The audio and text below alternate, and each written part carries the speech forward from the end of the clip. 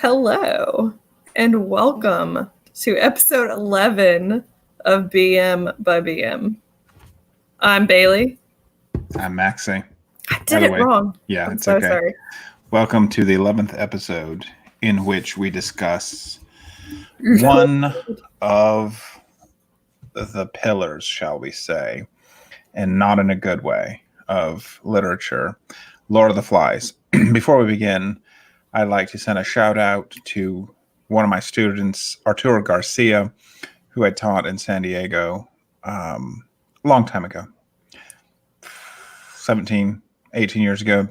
Wow. This guy, when I taught him, we studied Lord of the Flies in the class. And every day when it was time to start, he would say, Lord of the Fleas.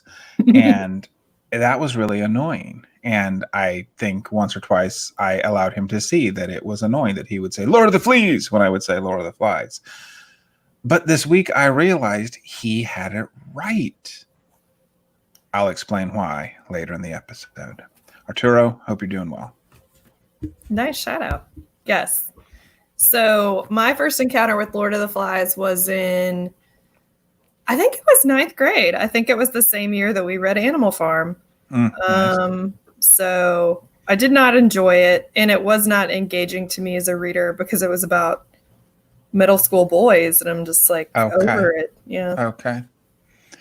Very good. So, basic plot of the story. Basically, it's Survivor, except the plane crashes on an island and only children, so, middle school boys or let me say young adolescents, which we could do a whole thing on young adolescents anyway, and talk about how young adolescence is itself a surviving of a deserted island. Anyway, these young men, I use that term loosely, survive the plane crash and then begin to survive and then form themselves into a little society. And what happens next, Mrs. Bailey? It's kind of like Survivor. There are alliances that are made, tribes that are formed, and chaos ensues. Yeah. They have specific roles that they've taken on, but then some of the boys don't follow through with what they've said that they would do. There's a beast that is seen and it scares the kids. And then, yes, there's a soldier who falls and he's in a parachute, and they think that he's the beast, but he's not. And wait, who's the beast? Back up. Sorry. They think at first they think it's a snake, or they see it or something. Good. But then there's a soldier that lands in a parachute, and he is dead, unfortunately. Supposedly from this war, we don't really know where exactly they are. Right. But then they think that he's the beast. But then they finally see him in daylight and realize he's not the beast. He's just a dead adult. Meanwhile, one of the boys, Simon, right? Yeah. Yes. Has a pig's head that he keeps on a sharpened stick. The boys hunt. They begin to hunt and are successful in their hunts for wild pigs on the island. And so Simon has this head that he talks to, and the head talks back to him. So you can imagine what that is about there. But he calls the head the Lord of the Flies. Interesting, little tidbit, the source of the title of the book. What happens? Well, so there are two main boys, Ralph and Jack. Yes. That are fighting for leadership of the island. Ralph becomes the chief, if you will. Yes. And then Jack is in charge of hunting and Jack wants to be the alpha. He keeps trying to take over unsuccessfully, but finally, towards the end of the book, he does succeed. Piggy and Ralph are the first two boys that you meet. Piggy is the voice of reason. Mm-hmm. He has the Asmar, as it says. Yeah, Asmar. Yes, good. And he also has glasses. So, good. I mean, these are blue light glasses, but if I was Lord of the Flies, I would be Piggy because I'm really blind. So nice. I always felt really sorry for Piggy. Of course. Because he can't see without his glasses. So then he's put at a disadvantage, whereas all the other boys, they're fine. Piggy's the only one. Well, Simon has seizures. Right. And Piggy can't see and he has asthma. So it doesn't really say a lot about the other boys there. And for the majority of the boys, they are 12-ish, but there are some younger boys on the island as well, old and young. So probably like what, 5th and 6th grade to maybe 9th grade. Right. Yeah. So boys. Boys unfettered, boys without any of the constraints of civilization, without the constraints of, I almost said adults, although that would should have slowed this process, if not stopped it. But then again, if you've watched the show that we already mentioned, you will recall that they did just as well in devolving their society as these young men did. So just a little bit of analysis here that it's interesting to me. So the thing that is important, well, one of the things that's important here is these young boys. So again, they're not the very oldest of them, maybe barely teenagers at the most, at the oldest. And the youngest of them is still, I would say, if you understand what young adolescence is, like ranging from about 8 to about 10 or 11, they're all within that range. So some are on the obviously lower end, and probably physically are more like a child, a large child, and the others are beginning to have the change, as it were. But they understand enough to form a society. But then it's really interesting the way things progress. So they have an entire set of iconography. So they have a shell that is they see as the source of power. So they imbue this object with power by acting as if it does have power. And then the object shifts to being Piggy's glasses. As you said, Piggy is the voice of reason, and he is arguably killed because he is the voice of reason. Mm-hmm. Simon, in his obsession with the Lord of the Flies, is something of a seer. You know, he is proclaiming unto the others what they should beware of, and he is killed for that. So it's interesting how some of these themes are treated in this book, to say on the literal level there is a treatment of what would happen if a group of young adolescents were dumped into a situation like this. And I've got to say, having worked in the middle school, probably pretty accurate here. Mm-hmm. And we hope it's on the worst case scenario end of what would happen. But right. I would challenge any middle school teacher to say, yeah, I just don't see that happening. And I just don't see you working in a middle school.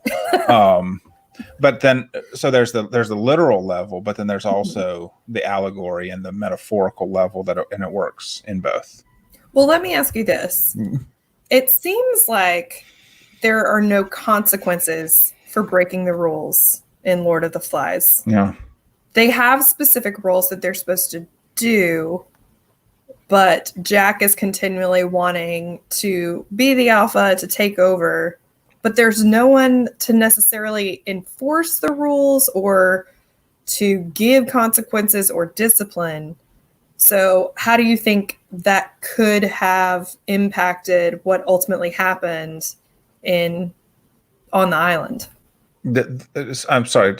How does the lack of rules impact it? The lack of consequences. Like, I think they have a structure, right, but then nothing really happens when they break the structure. So one way of looking at this is they live out a compressed time frame of how societies work. Mm-hmm. That, of course, there are consequences. The consequences are loss of face, loss of territory, loss of influence, loss of life. Of course, there are consequences. There aren't the consequences that the adult society they left impose on members of itself, of a society. And I would argue that it's possible to say that they are simply manifesting what would happen with a society if it was not bound by external pressures, external to itself.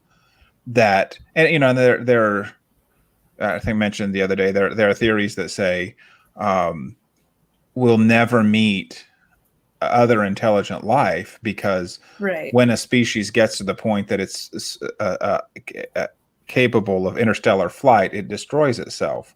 That the rule of entropy, that things tend towards disorder, and that a correcting of order is necessary, that the natural order is towards the natural progression is towards disorder.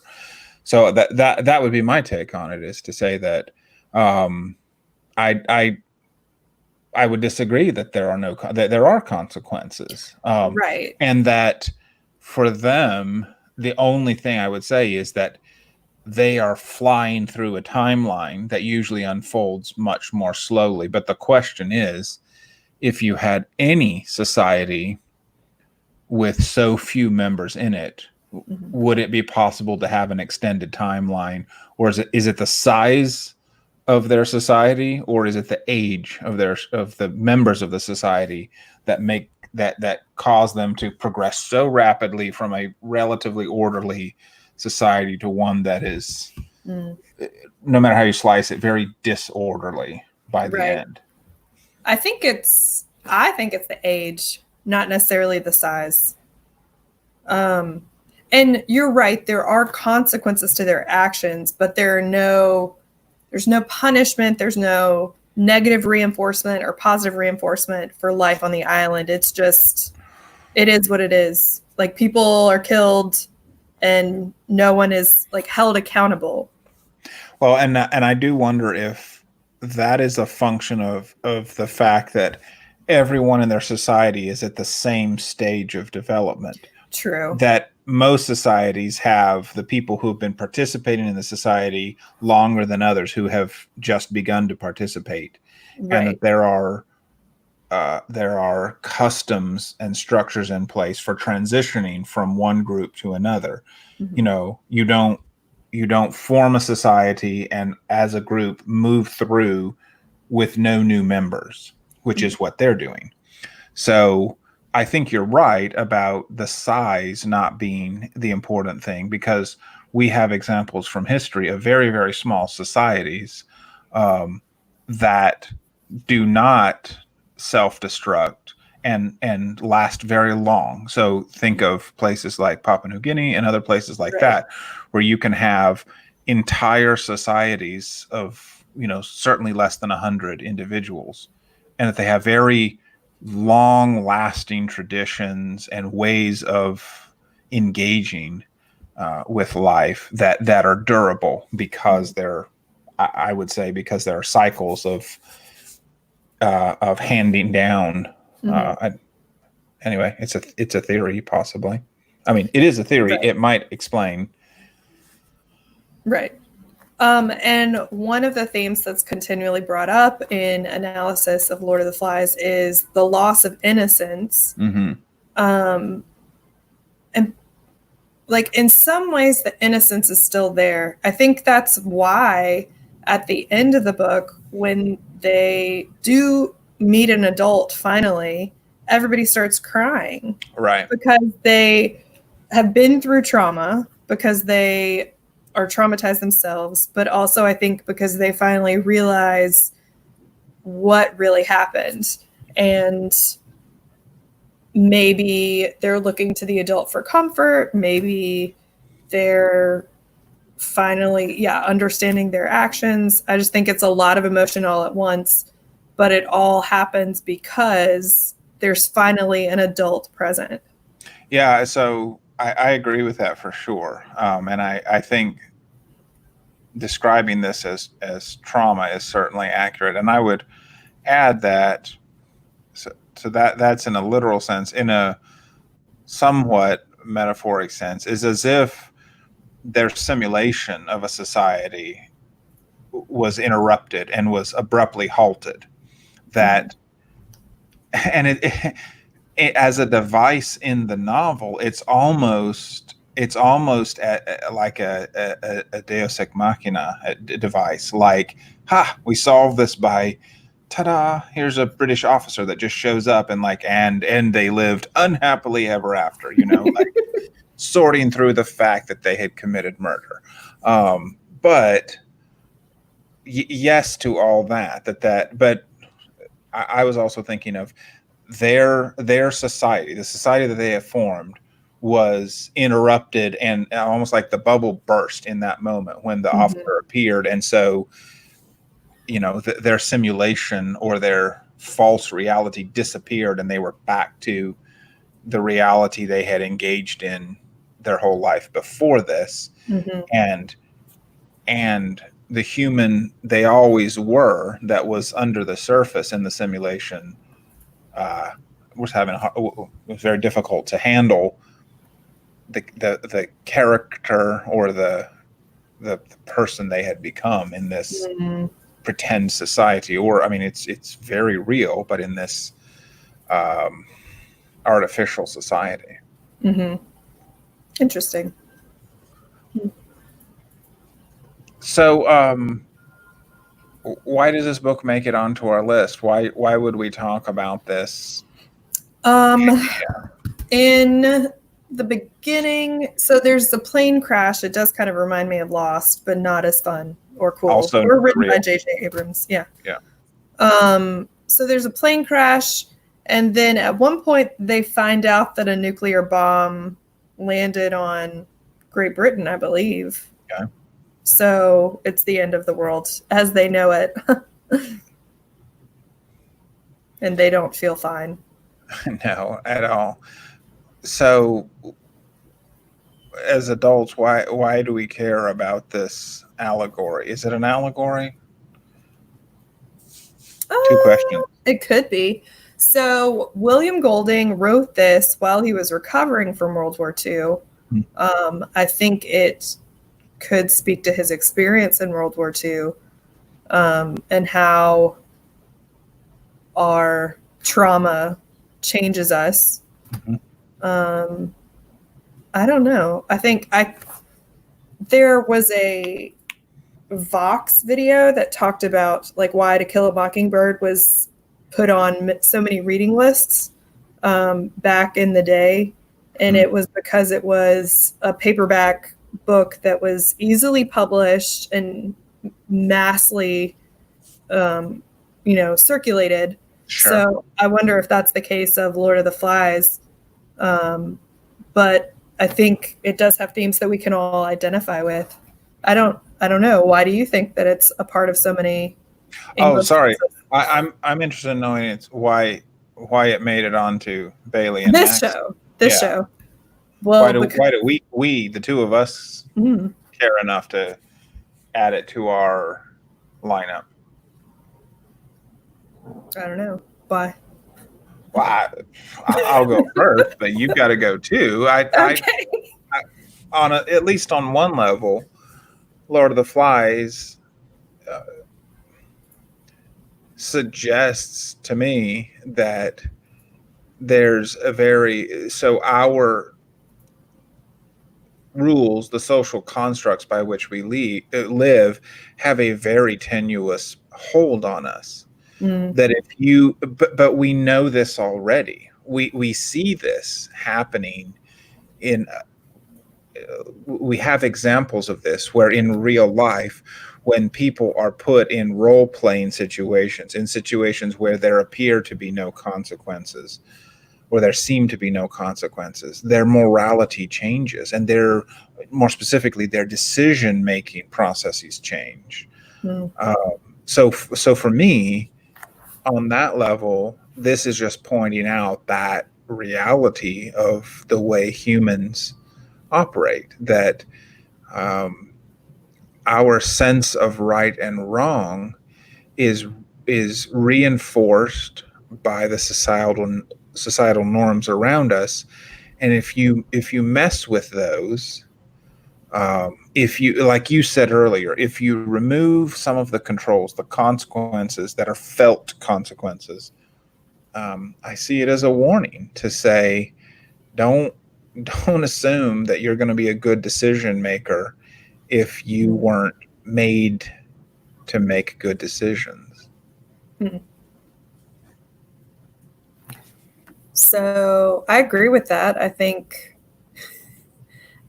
that it does show us what's the difference between being programmed and using what you know is inherently right or wrong.